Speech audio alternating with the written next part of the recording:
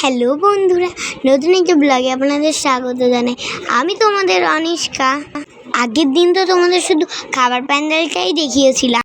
আজকে নিয়ে এসেছি রাঙা পিপি এন্ট্রির সময় আমার মা, দিদিভাই, পিপিরা মিলে একটা নাচ হয়েছিল, সেই ভিডিওটা।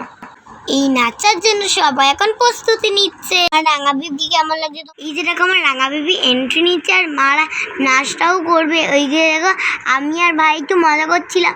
আমি কিন্তু রেগেও গেছিলাম, কারণ আমার নাচে নেয়নি।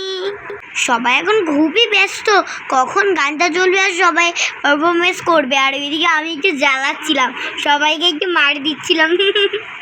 বলো তো আমার মাকে কেমন লাগছিল?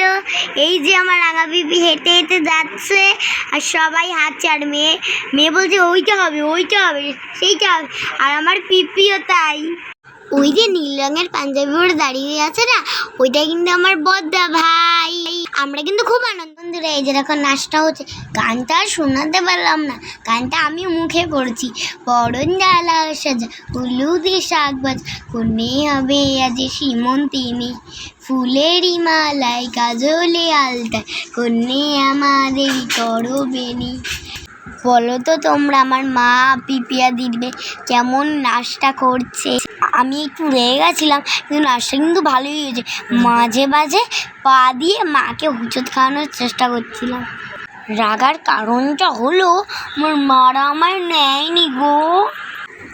রাঙা পিপির বউ ভাতের না কোনো আমাদের কাছে ভিডিও নেই, কারণ না রাঙা পিপির বউ ভাতের দিনই আমার বুড়িটা আমার একটু শরীর খারাপ হয়েছে, সেটা তোমাদের সঙ্গে বলেইছি। তার জন্য অনেক রাতে কিন্তু রাঙা পিপির বাড়ি গেছিলাম। সেই আমরা ঢুকেছি, রাঙা পিপির আবার কান্না শুরু। আমার বুড়িটামকে কিন্তু 3 দিন হসপিটালে রাখা হয়েছিল। এখন কিন্তু আমার বুড়িটাম ভালো আছে, সুস্থ আছে। এখানে কিন্তু ফাংশন হচ্ছে আর এখানে আমি খেতে বসে গেছি। মেনুতে তোমরা পজ করে দেখিয়ে নিও। আজকের মতন এখানেই ব্লগটা শেষ করছি। দেখা হচ্ছে নেক্সট ব্লগে। Tata, bye bye.